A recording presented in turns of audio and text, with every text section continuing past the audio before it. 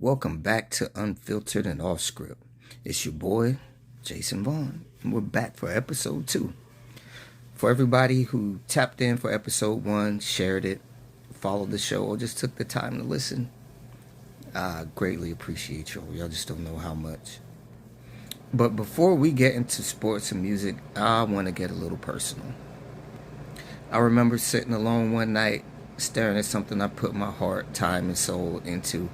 And then I wondered if anybody was ever going to give a damn about it. No applause, no comments, no sign. Was I even moving in the right direction? It was just me sitting in front of the work and a whole lot of silence. And in that moment, I had to decide, am I really built for this? Or I'm about to let the quiet make me quit? Because that quiet will mess with you. It'll have you questioning your talent, your purpose, timing. It'll make you look at somebody else winning and wonder why your moment hasn't come. But then it clicked. Most people don't meet you until the struggle starts looking like success. They see the finished product, the numbers climbing, and the opportunities coming in, but they don't see those nights when you almost talked yourself out of becoming who you were meant to be. So today, we're going to talk about what happens when you're in that quiet place, when nobody's watching, nothing's promised, and you still have to decide to show up and put that work in. But first, we got to talk about LeBron James taking his talents to Philly for season 24 and linking up with Joel Embiid, Tyrese Maxey, and Jaylen Brown. Then we're going to get into music, and we're going to talk about why Michael Jackson created a standard that nobody has been able to touch.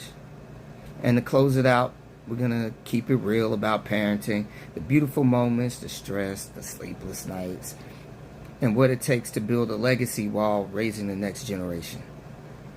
No filters, no rehearsed answers. Let's get into it.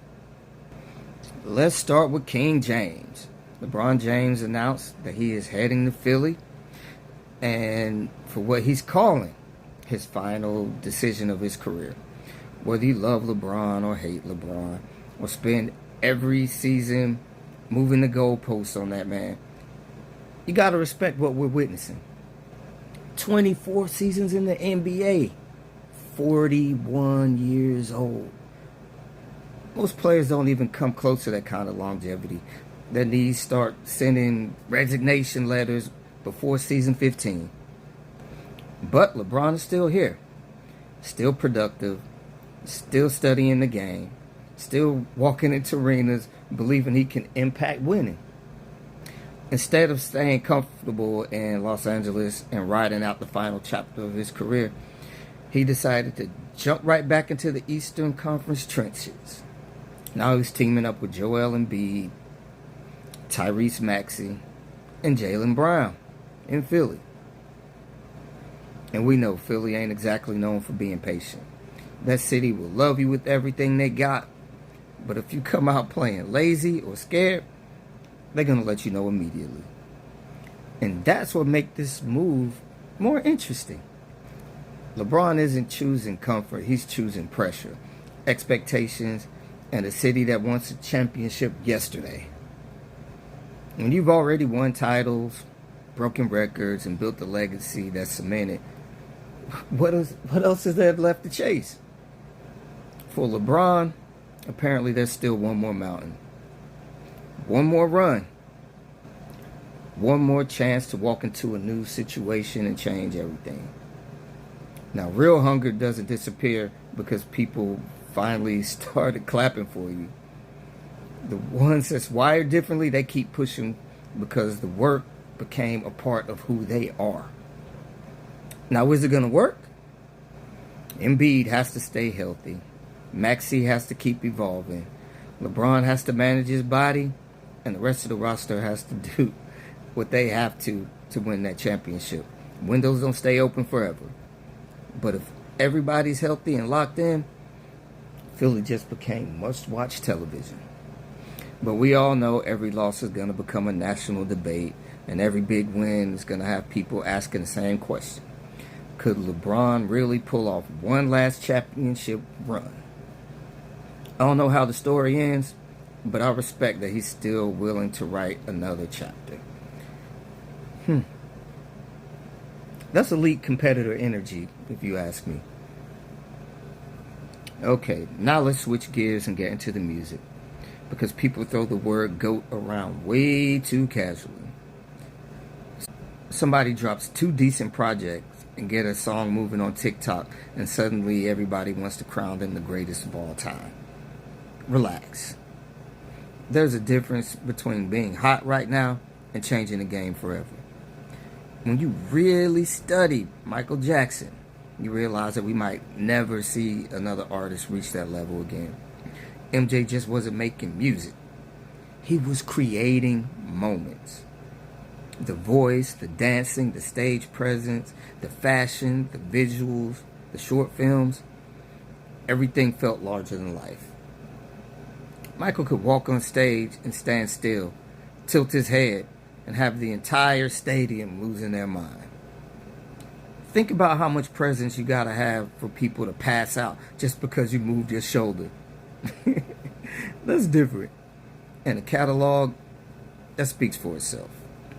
Off the Wall, Thriller, Bad, Dangerous, His Story, History, however you want to call it.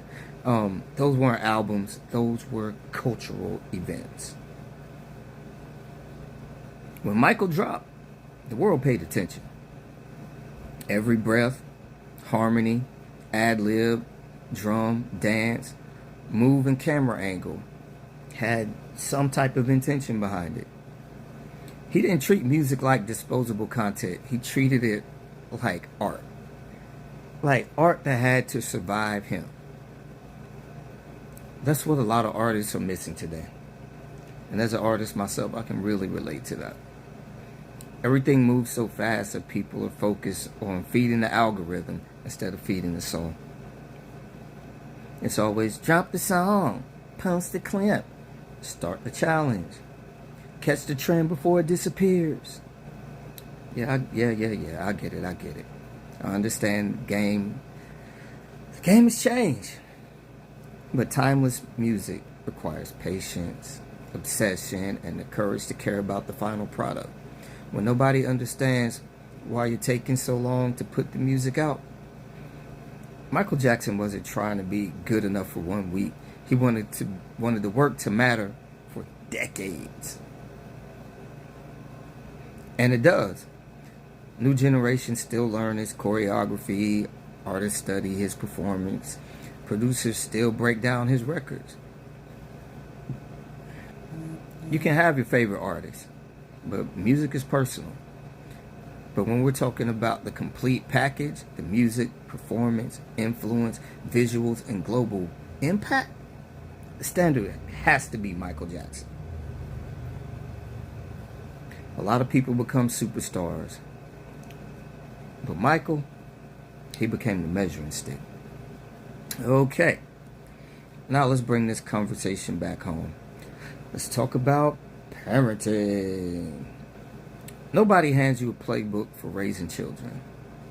There's no perfect instruction manual telling you what you need to do to raise your child, how to stop your child from acting out, because the kid's gonna test your patience to the last ounce.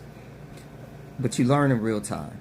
Social media shows you the matching outfits, the birthday parties, vacations, and the cute family videos.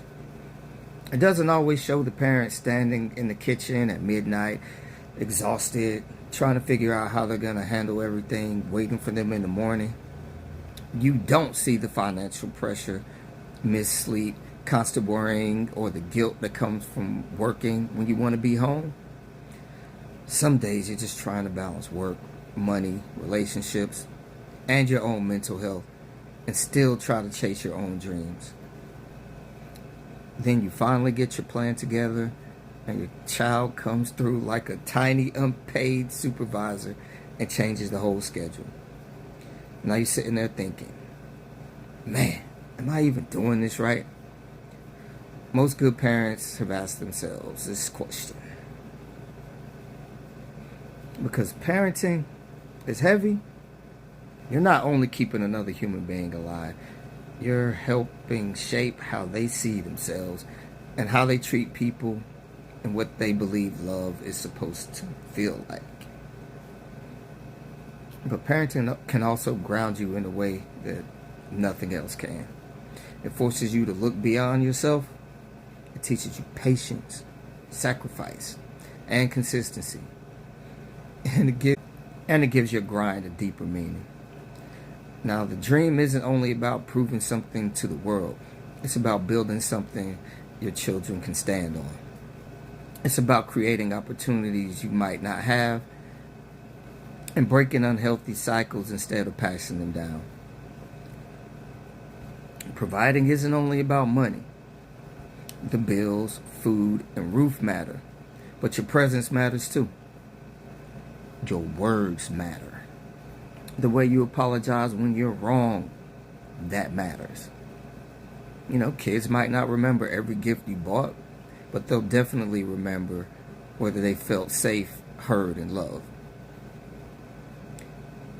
Parenting does not require perfection. It requires you to keep showing up, even on the days when you feel like you're messing everything up. That's the real work. Whether it's LeBron chasing one more championship, Michael Jackson refusing to settle for anything less than greatness, or a parent holding down the household and building a better future, it all comes back to the same thing. What you're willing to do when nobody's watching. Can you stay committed when the results are moving slowly? Can you keep building when the applause hasn't arrived yet? Can you show up when you're tired, frustrated, and questioning whether anything is working? Success is not created under bright lights. Most of it's built in the dark, in the quiet. Those moments when quitting would be easier, but you choose to take one more step. That's where your character gets built. That's where your legacy begins. And that's going to do it for episode 2 of Unfiltered and Off Script. If you're feeling the show, hit that follow button here on Spotify. Leave a quick rating. Share this episode with somebody who might need to hear it. Tap in with me and let me know what you think. Can LeBron and Philly really win that championship? Where Michael Jackson ranks on your all-time list? And what parenting has taught you about yourself? I'm Jason Vaughan. I appreciate you all for taking this ride with me. Stay focused, stay solid, keep putting in that work even when nobody's watching. I'll catch you all in the next episode. We out.